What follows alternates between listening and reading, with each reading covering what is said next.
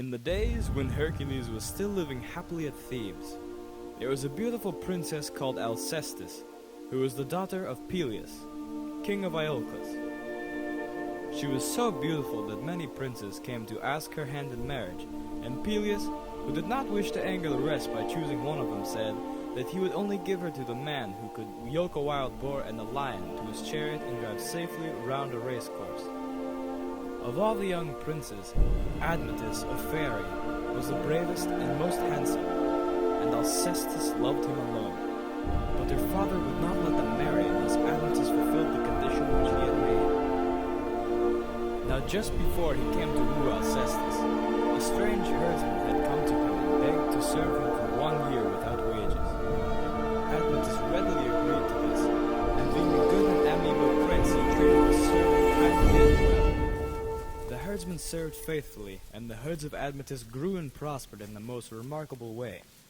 For not one of his livestock died or was killed by wild beasts during that year, and all the cows had twin calves and gave cream instead of milk.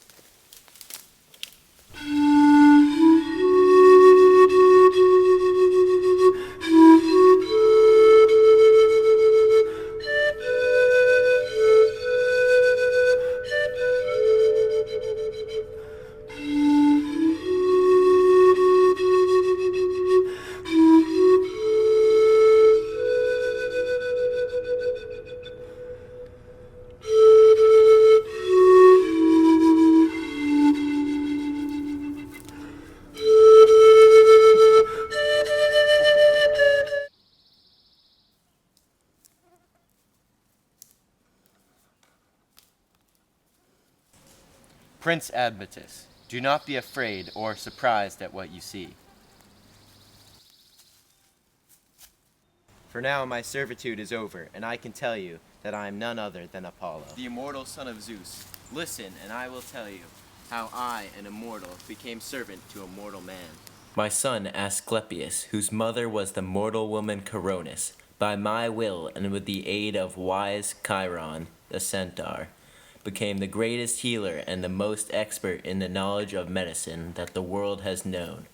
So skilled did he become that at length he discovered how to bring the dead to life, if only he could use his arts at the very moment of death.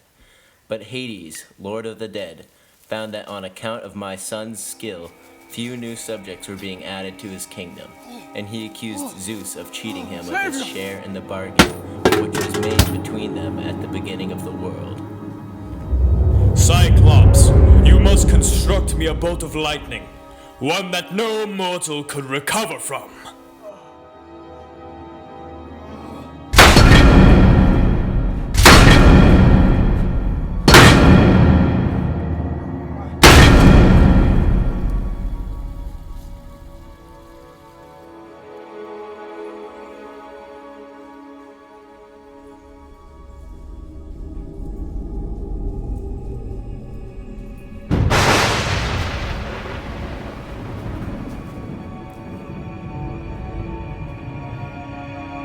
Zeus! No!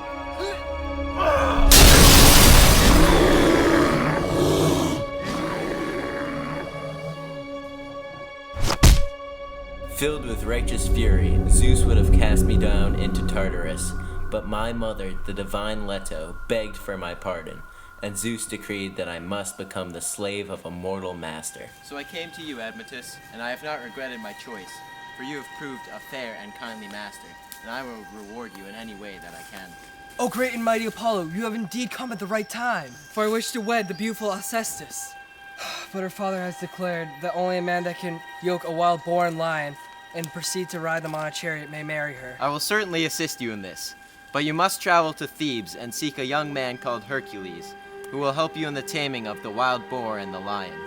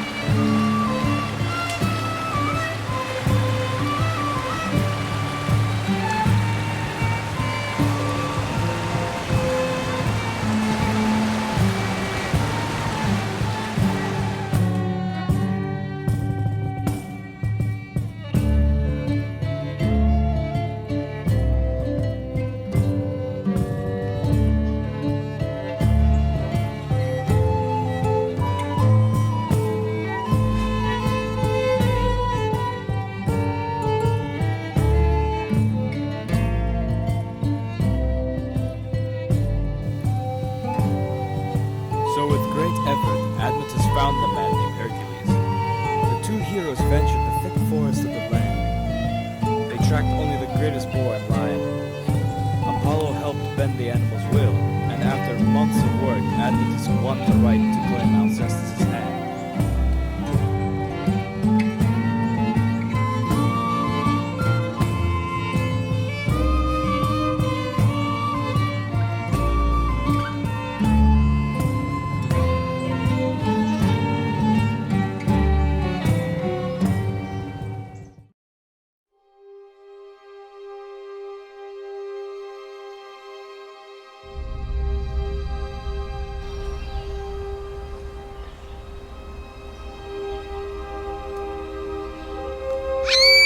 Artemis.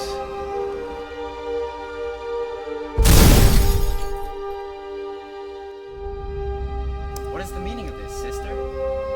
I don't see any sacrifices, do you? I decided his bride would do.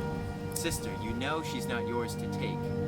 A mighty powerful immortal such as yourself must understand. Great beings must learn to be forgiving to such simple-minded mortals, for none can match your beauty, intelligence, or skill. I suppose you're right, Apollo. Apollo did not only return Alcestis, but as a reward to Admetus, arranged that when death came for him, he need not obey that fearful summons if any other would consent to die in his place. This was highly irregular, but Apollo managed it by making the three fates drunk with sweet wine. This time came sooner than expected.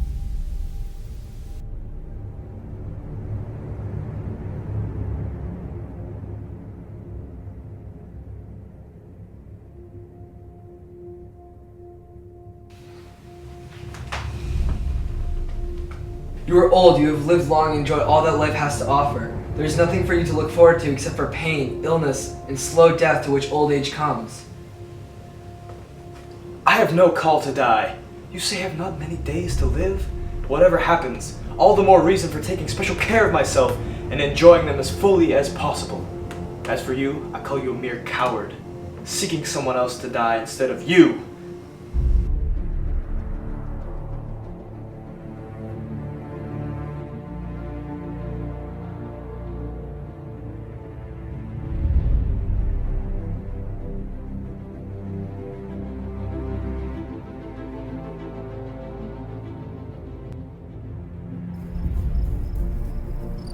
My sweet Admetus, I shall take your place. I do not fear death. No, my love, I could not live without you. I'm afraid it's too late. A deal has been struck.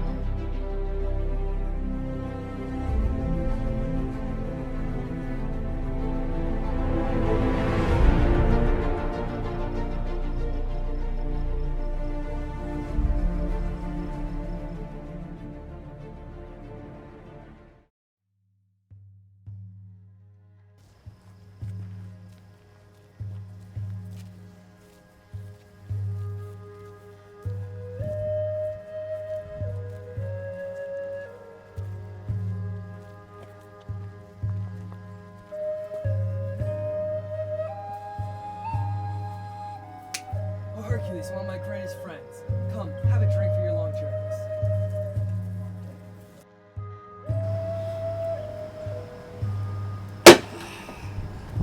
But surely you're mourning. Is it your old father or your mother who has died? They both live yet. Then is it someone of relation? It's a foreign woman, not related to me in blood. Well, if that is all. I'll accept your hospitality, though I know it is burdensome when guests come to mourning. Whoever had died, you shall find ready welcome. The guest chamber is far away from the place of mourning, so that we shall not distress you with the sounds of grief. How now? What's this all about? Some foreign woman dead and the household all glum and sullen? That's not the way to welcome a guest, particularly not one of your master's old friend and comrade in arms. Your master and mistress are both alive and well. So all this mourning seems rather excessive. Alive! Man, have you not heard? Why, yes, your master told me. A foreign woman, he said. Oh, foreign by birth, certainly. What is it? Some real grief which your master has hidden from me? Speak! I command you! Yes, a great grief indeed. The Princess Alcestis has died. Alcestis? And he welcome to feast me? He held it shame to turn you away. So, for my friend who has treated me so nobly, I will dare anything! Where lies the tomb? Where shall I find Alcestis now? South about 50 paces. You should find the royal burial. She should still be up.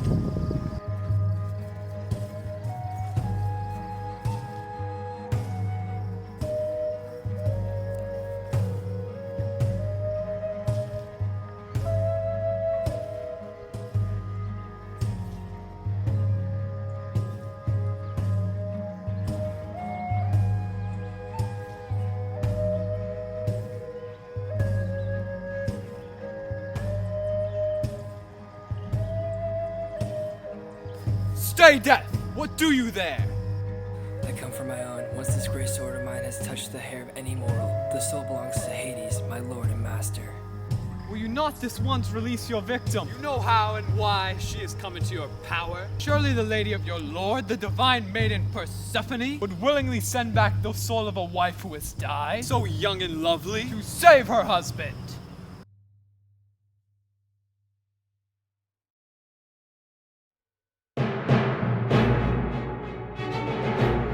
Hercules, I know you well, whose mighty deeds are spoken of even in the dark lands of the dead. So come now, I will wrestle you for the shoulder of Alcestis. Many men have fought against death, but none have ever conquered him.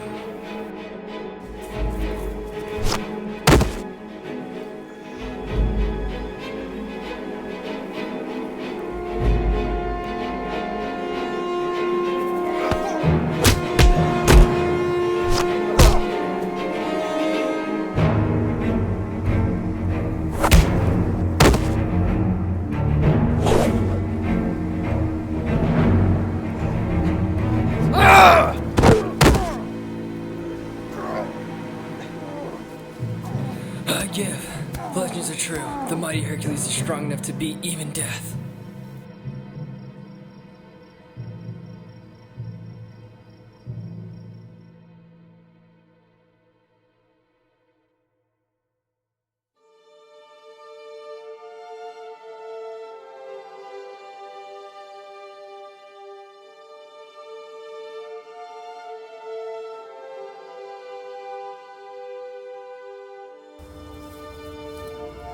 I've returned to ask a favor of you.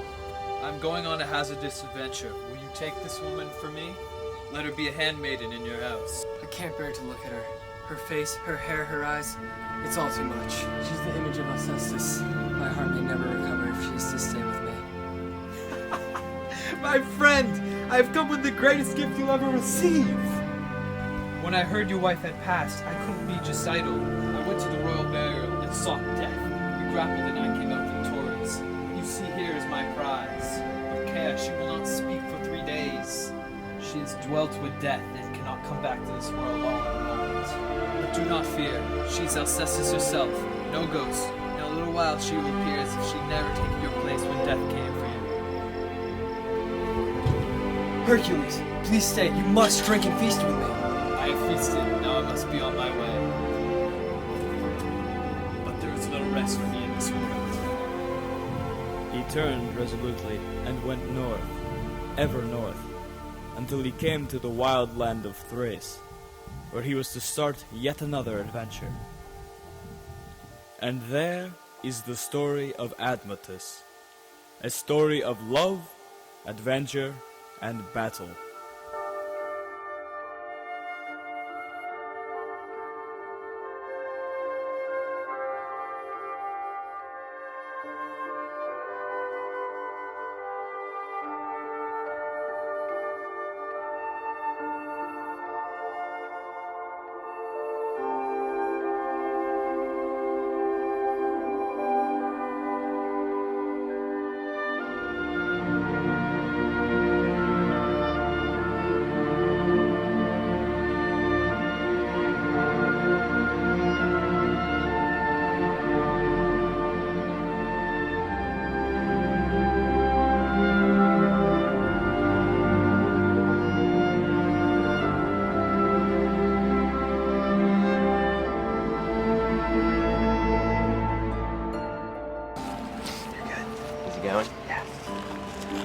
Do you want a bow like Apollo that shoots straighter than an arrow?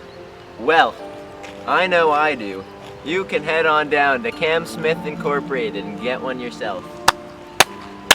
Then you'll kill the Socleta like Apollo. Yeah! Thank you. Thank you. We need to be careful here. We need to be careful about Our pants?